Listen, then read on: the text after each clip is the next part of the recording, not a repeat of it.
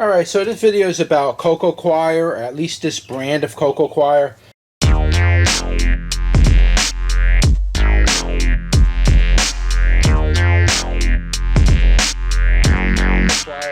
I have used COCO COIR many times in the past. I have used probably, I don't know, I'd say probably a half dozen brands.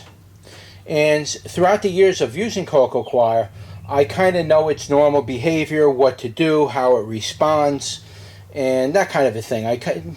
There are some questionable things about COCO COIR before I get into this particular brand. There are some questionable things as far as them being high in salt, and that very well could be. And I've had situations where I've planted plants in pure COCO COIR, fed them nutrients. There shouldn't have been a problem with that, and they would kind of yellow off and die for no reason at all. And I found out down the road that there was problems with the COCO COIRs because they're very high in salt. So my recommendation to you is, if you do use COCO COIR, do like I'm kind of going to show you in here, which I don't know if I'm going to be able to show it in this video, but you kind of let it expand and then fill it with water and drain it a couple times. I would recommend you do that generally with your COCO COIR, because for some reason there's salt associated with this. I don't know if it's from the husk itself, and the trees are grown near salty water and they absorb the salt and it's already in it. I'm not 100% sure where the salt is coming from. It could be a byproduct of their processing.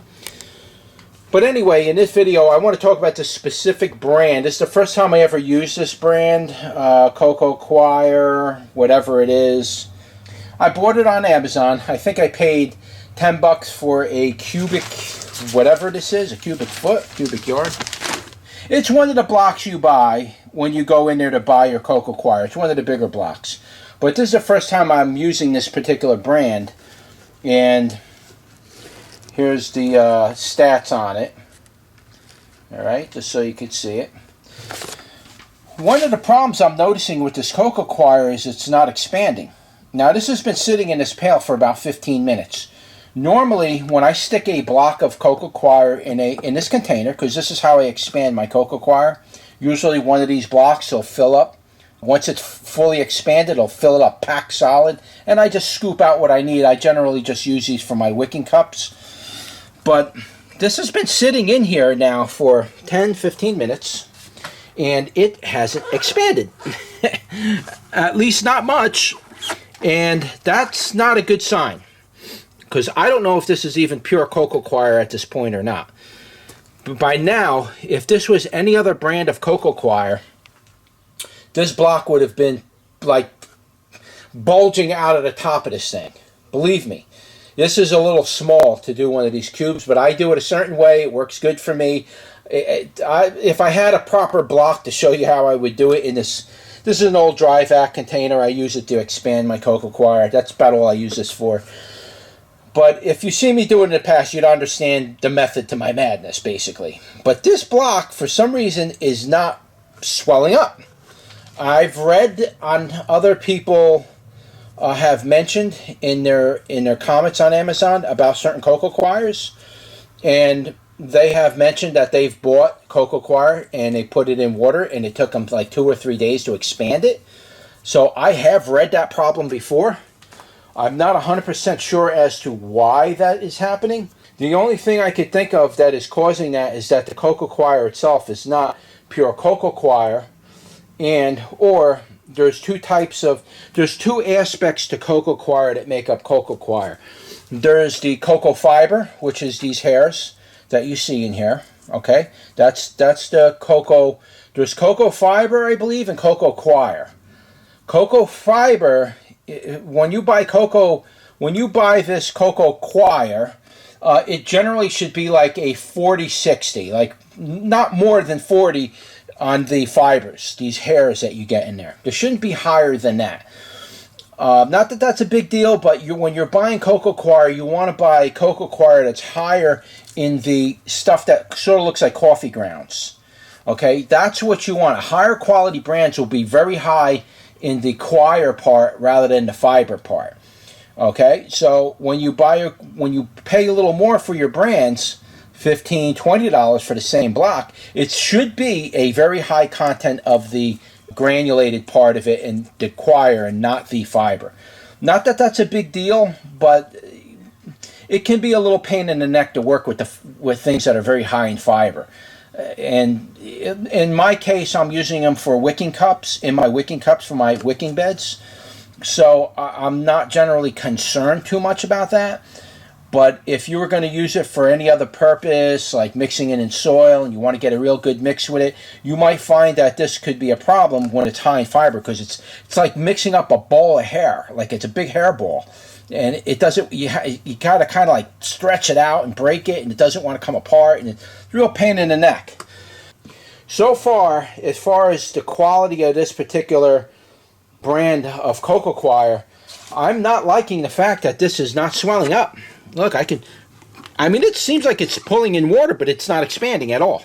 There's a lot of water in here. This thing should be completely split apart and expanded.